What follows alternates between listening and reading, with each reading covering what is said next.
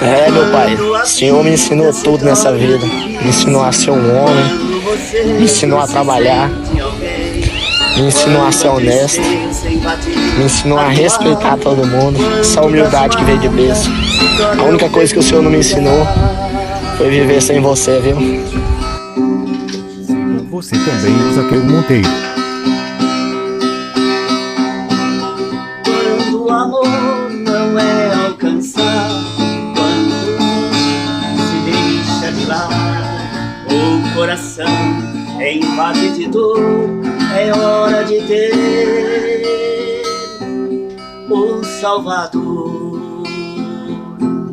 O Salvador, Ele é Jesus, que por você morreu na cruz.